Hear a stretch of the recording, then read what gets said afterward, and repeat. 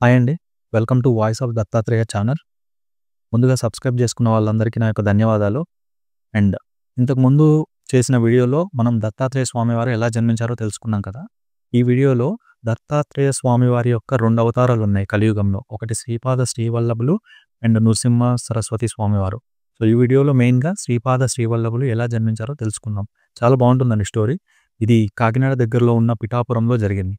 So, ఎవరు ఈ video skip చేయకుండా పూర్తిగా చూడండి.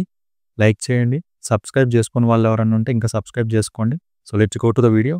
ఇప్పుడు మనం మాట్లాడుకోబోయే కథ సిద్ధుడు అనే ఒక ముని నామధారకుడు అనే బ్రాహ్మణునికి తెలియజేస్తారు.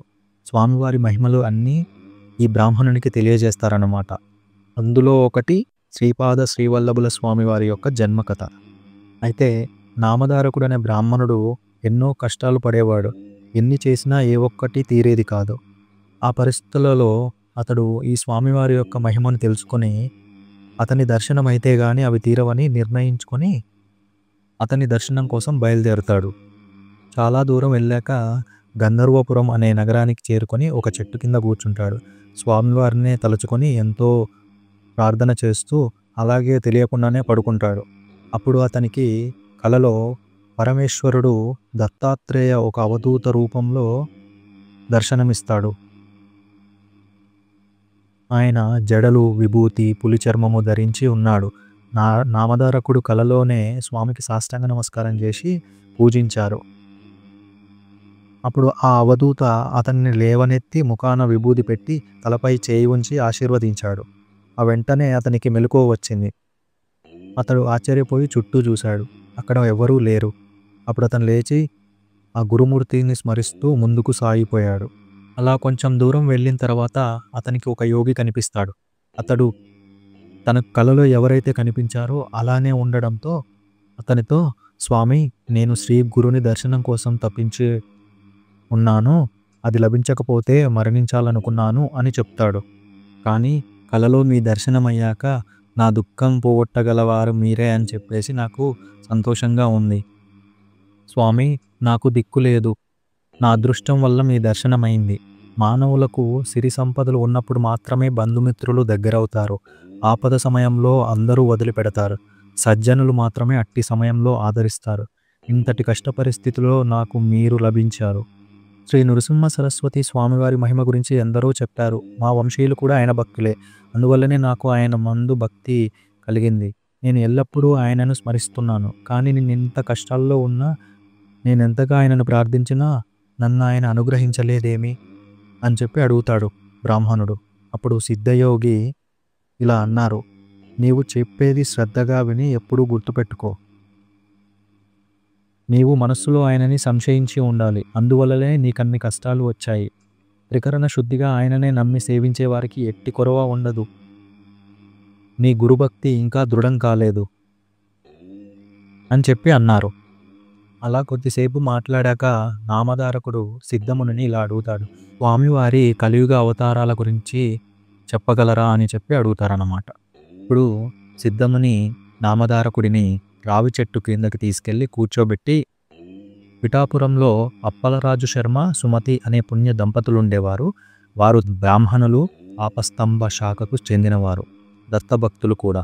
వారికి ఎందరో పిల్లలు పుట్టారు గాని అందరూ చనిపోగా 2 మాత్రమే బతికారు. వారిలో ఒకడు కుంటివాడు, మరొకరు గుడ్డివాడు. తరువాత కూడా 2 పిల్లలు పుట్టారు కానీ చనిపోయారు.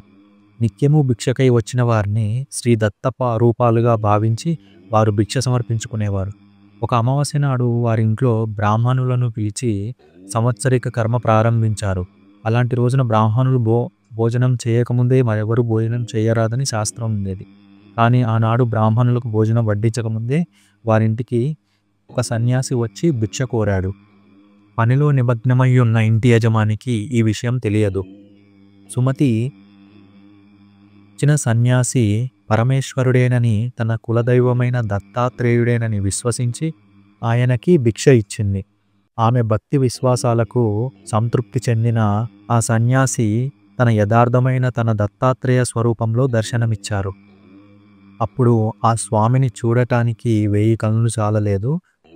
వారు 2 చేతులలో శంఖం, చక్రం, మరో 2 చేతులలో ఢమరుకం, త్రిశూలం, మిగిలిన 2 చేతులలోనూ జపమాల కమండలాలు ధరించి 3 ముఖాలతో వెలిగిపోతున్నారు. అప్పుడు ఆ స్వామి, తల్లి, నీ అచంచలమైన నీ విశ్వాసానికి నేను సంతృప్తి చెందాను. బ్రాహ్మణులు భోజనం చేయకముందే నేను దత్తాత్రేయుడననే విశ్వాసంతో భోజనం పెట్టావు. నీ అభిష్టమేమిటో చెప్పు, నేను తప్పక నెరవేర్చగలను అని అన్నారు. ఇప్పుడు ఆమె కృతజ్ఞతతో, పరమాత్మ, యోగులను కూడా ముగ్ధులను చేసేలా దర్శనమిచ్చావు. అంతేగాక నా చేతి అన్నం స్వీకరించావు. ఇంతకంటే నాకేం కావాలి? తల్లి అని సంబోధించావు కదా, కనుక నేను ప్రత్యేకంగా నిన్ను ఏమీ వరం అడగలేను. నీవిచ్చిన మాటను నిలుపుకో చాలు అన్నది. భక్తి శ్రద్ధల వలన ఆమె బుద్ధిశక్తికి ఆశ్చర్యపడిన శ్రీ దత్తాత్రేయ స్వామి ఇదివరకు అత్రి మహర్షి అడిగినట్లే ఈమె కూడా లోకానుగ్రహార్థమైన కోరిక కోరుకున్నది అనుకున్నారు. ఆయన అమ్మ, నాతో సమానుడైన పుత్రుడే నీకు జన్మిస్తాడు. కానీ పుత్రుడు జన్మించాక అతని మీద మమకారంతో నీవు చెప్పినట్లే అతడు చేయాలనేది చేయకూడదు, అతను చెప్పినదే చేయాలి అని అన్నారు. ఆ దర్శనంతో మరింత బుద్ధిశక్తి కలిగిన ఆమె, స్వామి, నేను మానవ మాతృరాలిని, నాకు పుత్ర వ్యామోహం కలగడం సహజం, కనుక పుత్రుడు జన్మించాక సమయానుకూలంగా ఆ యొక్క వివేకాన్ని నీవే అనుగ్రహించాలి అని ప్రార్థించింది. ఆమె సమయస్ఫూర్తికి మెచ్చి దత్తస్వామి నవ్వి ఆశీర్వదించి అంధరీతులయ్యారు. సుమతీదేవి ఆనందంతో జరిగిందంతా లోపలికి వెళ్ళి తన భర్తకి తెలియజేసింది. అప్పుడు రాజు శర్మ ఎంతో ఆనందపడి, కళ్యాణి, నీవు మన వంశానికి ప్రపంచానికి కూడా మంగళకరమైనదే కోరావు, నేను ధన్యుణ్ణి అని ఆమెను మనసారా అభినందించి మిగిలిన శ్రాద్ధ కలాపాన్ని యథావిధిగా పూర్తి చేశాడు. సుమతీదేవి గర్భం ధరించి భగవంతునికి పుట్టుకనిచ్చింది. శిశువు యొక్క జన్మ లగ్నము గ్రహస్థితి గణించి సాక్షాత్తు కల్పవృక్షమే వారింట వెలిసిందని, సాక్షాత్తు దత్తాత్రేయుడే అవతరించారని అన్నారు. బిడ్డ పాదాలలో దివ్యమైన గుర్తులు గమనించి అతనికి శ్రీపాదుడు అని పేరు పెట్టారు. 8వ ఏట అతని తల్లిదండ్రులు ఒక శుభముహూర్తంలో అతనికి ఉపనయనం చేశారు. సామాన్యంగా అటు తరువాత వటువును తగిన గురువు వద్ద అధ్యయనం చేయిస్తే గాని వేదం రాదు. కానీ శ్రీపాదస్వామి తనకు ఉపనయనమైన మరుక్షణమే శిష్యులకు వేదపాఠాలు చెప్పి వెనుక శ్రీ దత్తాత్రేయ స్వామి సుమతీదేవికి ఇచ్చిన మాట యథార్థమని నిరూపించుకున్నారు. అలా స్వామివారికి 16 ఏళ్ళు వచ్చేసరికి తండ్రి అయిన రాజు శర్మ తనకి వివాహం చేయాలని నిర్ణయించుకుంటాడు. అది తెలిసిన శ్రీపాదస్వామి, నాయనా, నీవు నాకు వివాహం చేయడానికి ఎవరినీ చూడనవసరం లేదు, నాకు తగిన కన్య సిద్ధంగా ఉన్నది, ఆమె పేరు యోగశ్రీ, నేను ఆమెను చేపట్టి సన్యాసినవుతాను, నేను శ్రీవల్లభుడను గనుక నాకు సంతానం లేకపోయినా నువ్వు నిత్యముక్తుడననే అని అంటాడు. అప్పుడు ఆ తండ్రి బాధతో ఏడుస్తూ, నీవు మమ్మల్ని వదిలిపెట్టి వెళ్తే మేము ఎలా బతకగలము, చనిపోతాము అని చెప్పి అంటాడు. అలాగే రాజు శర్మ తన 2 కుమారులను తీసుకువచ్చి స్వామివారు ముందుంచి, వీరితో మా గతేమిటి అని అడుగుతారు. వారి బాధను గుర్తించిన శ్రీపాదస్వామి అన్నలిద్దరినీ తన అమృత హస్తంతో తాకుతాడు. సంజీవని స్పర్శచేత చనిపోయిన వారికి ప్రాణమొచ్చినట్లు స్వామివారి స్పర్శచేత వారిద్దరూ మామూలు వ్యక్తులుగా మారతారు. తర్వాత స్వామివారు మళ్ళీ తన నిజరూప దర్శనం ఇస్తారు. అప్పుడు, అమ్మా, నీవిప్పుడు దర్శించిన రూపాన్ని నిరంతరము ధ్యానిస్తుండు, త్వరలో నీవు అజ్ఞాన అంధకారాన్ని దాటి నా సాయుధ్యం పొందగలవు అని అంటారు. కొడుకులిద్దరూ 100 ఏళ్ళు సుఖంగా జీవించి మిమ్మల్ని భక్తితో సేవిస్తారు. వీరికి విద్యా సంపదలు, కొడుకులు, మనుములు అన్ని పుష్కలంగా సమకూరుతాయి.